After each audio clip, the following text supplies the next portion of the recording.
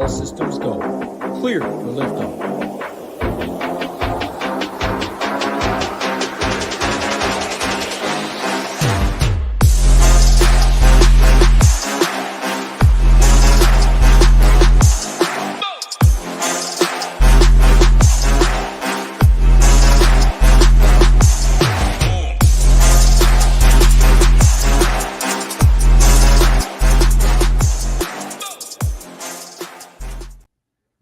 Hey, good morning, and most importantly, happy race day, and welcome to our second quick hit here for SHIPIT Nation for NASCAR.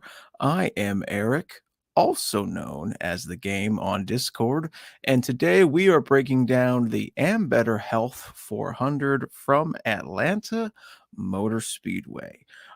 Before we begin on breaking down today's race, let's go ahead and quickly do our promo code for the week. And of course, that is promo code DGen15. If you have not heard, Degenerate75 and SHIPIT Nation have merged to create a DFS powerhouse. That's right. We now cover NFL, NBA, PGA, MMA, NHL, MLB, college football, and of course, what we all love, NASCAR.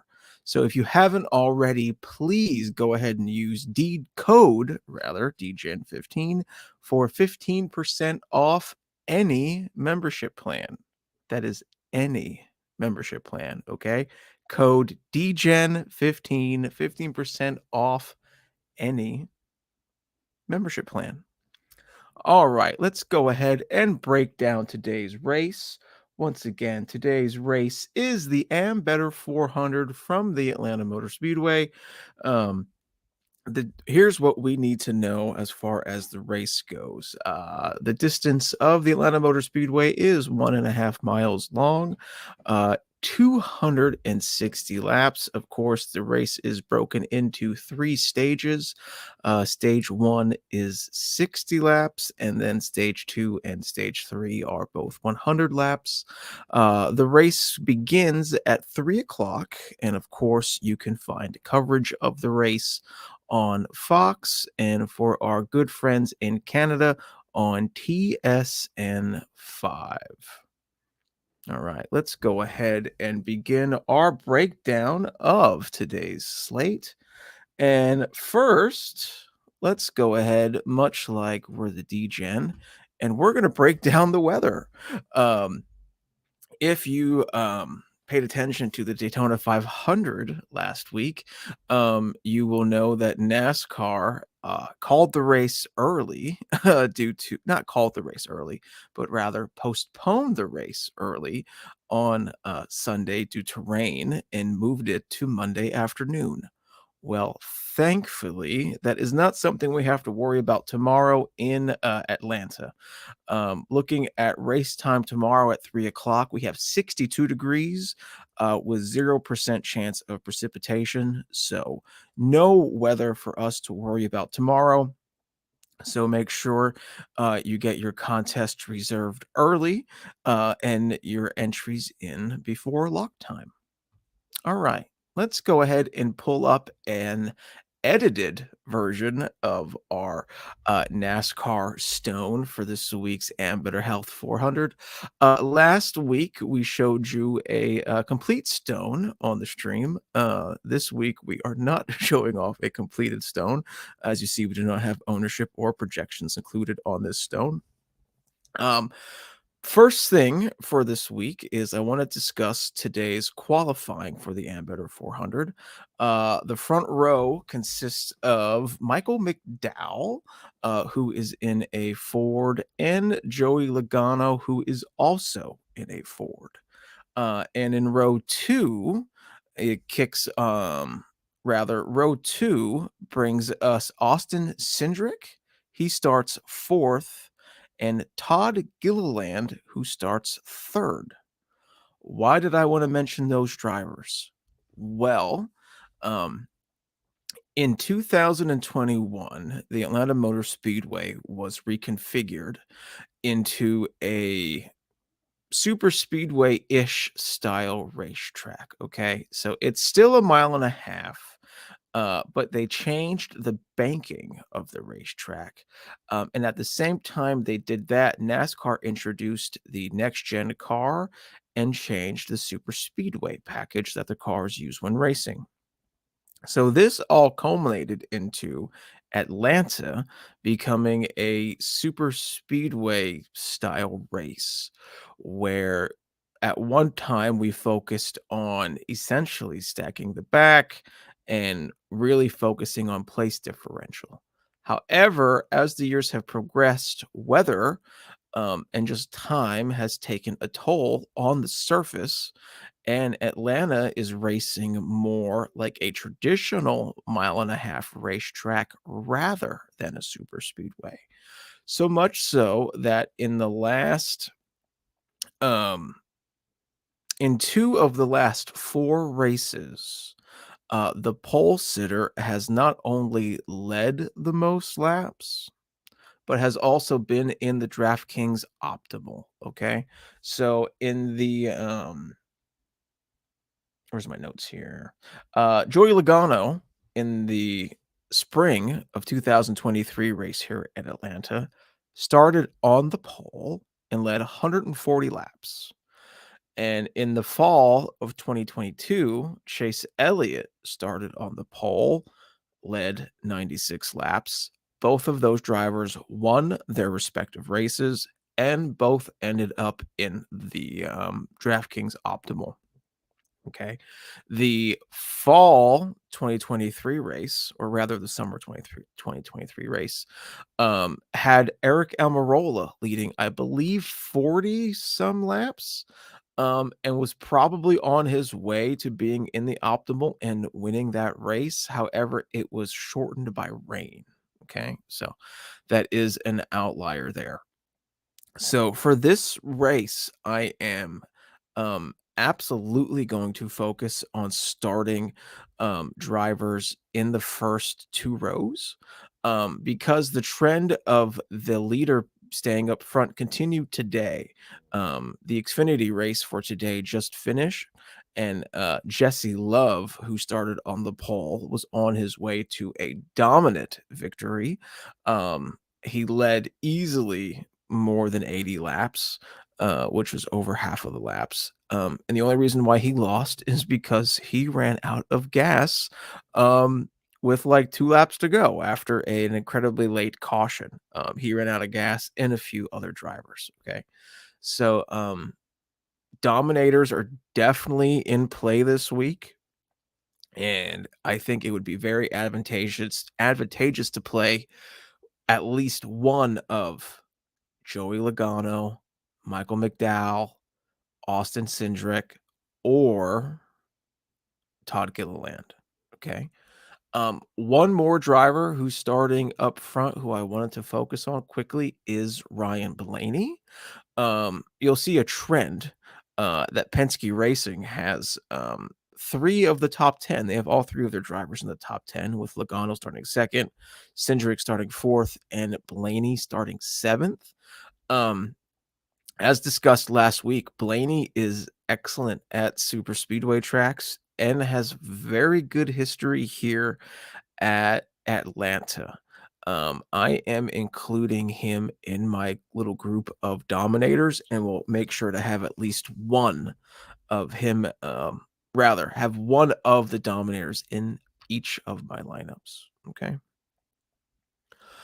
Next, I want to focus on some place differential plays. And what I'm going to do here to make it easy for me is I'm going to sort my qualifying position here just from A to Z. And the first play I'm going to focus on will probably be the donkey chalk of today's race, is good old NASCAR popular baby boy himself, Chase Elliott, who's starting 28th. Not a great qualifying effort from old Chase Elliott. However, he is very good here in Atlanta. like I mentioned earlier, he did lead 96 laps here just at the fall of 2022 in a very dominant performance. He is starting, like I said, 28th, and he is in a very good Hendrick Motorsports Chevy. I do expect him to work his way up the field and gather us many place differential points. Um, and potentially contend for a win. Um, like I said, today's race, Xfinity race, really was follow the leader. Um, I do expect Chase to get up there. I don't know if he'll be able to win from 28th, but he'll definitely be able to make his way to towards the front of the pack. Two more drivers that I want to cover who are starting near the rear. Um, and probably another chalky play this week is going to be Eric Jones, who is starting dead last at 37th. Much like last week, who I'm now forgetting, it was David Reagan. David Reagan started last week, and I mentioned that he cannot lose you any place differential points. Well, Eric Jones is the same exact thing. Okay. Eric Jones almost lost control of his car during his qualifying run, and that's why he has such a poor qualifying effort. He is in a Legacy Motorsports Toyota. He is in very capable equipment. He is an incredibly talented race car driver. If you I'll share. I don't think anybody shared his near accident from qualifying today in the Discord, but I will do that. He did a heck of a job saving that car from getting into the wall. So he starts 37th. He is dead last. I do expect him as well to work his way up the field. And one more driver here from the back that I want to focus on is Corey LaJoy. He's starting 32nd. He damn near won this race 2 years ago. Or 2 years ago, 2022. He was leading towards the end of the race, and NASCAR most popular driver Chase Elliott essentially booted him. I shouldn't say booted him. Scooched him out of the way. And he won the race, and Corey finished somewhere in the back. A trend with Corey LaJoy is he's good at drafting tracks, which a lot of people consider this to be a drafting track. He is starting 32nd. He is in Tier B equipment, Spire Motorsports. Yes, they are improving, but they aren't as good as like the Hendricks or the track houses or anything like that. But I would consider Atlanta to be Corey's best track. And at 6,800 for place differential, you won't find, as far as a talented driver goes, you won't find much better than a $6,800 Corey LaJoy. Okay. One last thing that I wanted to end with before we close up this video is salary. Okay. Last week, one of our main talking points was salary was no object at Daytona. We were stacking the back. We were mainly focused on place differential plays, etc., etc. You could confidently leave however much salary on the table and not be worried about it. That is not the case this week, okay? While you can feel comfortable leaving some salary on the table, if you have lineups with $5, $6, $7,000, maybe even $4,000 or $3,000 left on the table, you can probably improve those lineups pretty greatly. Okay. Last week we included pretty much everybody starting, 20th on back. This week we don't have to. Okay. Like BJ McLeod, he's starting 36th. We don't have to include him in our player pools this week. Kaz Grala, 15, starting 33rd plus 15,000 odds to win, we can, confidently remove him. Even Justin Haley. Justin Haley is in Rick Ware Racing equipment. However, this isn't Talladega or Daytona. We can, in my opinion, confidently remove him from our player pools. Okay. So don't feel like you have to play every single driver this week, because you definitely don't. Condense those player pools down. Pick smart dominator plays, and hopefully at the end of 400 miles, we are all on top of the leaderboards shipping it. So that's it for today's quick hit. I think I went over everything I wanted to go to. Let me just quickly go through my notes to make sure I didn't miss anything. I didn't. That is everything I want to go over. As always, I will be in the Discord. Little peek behind the curtain. I am recording this Saturday evening, so I will be in the Discord tonight yet for any questions, as well as all day on race day for any lineup building questions. So please feel free to reach out to me. And as always, let's ship it.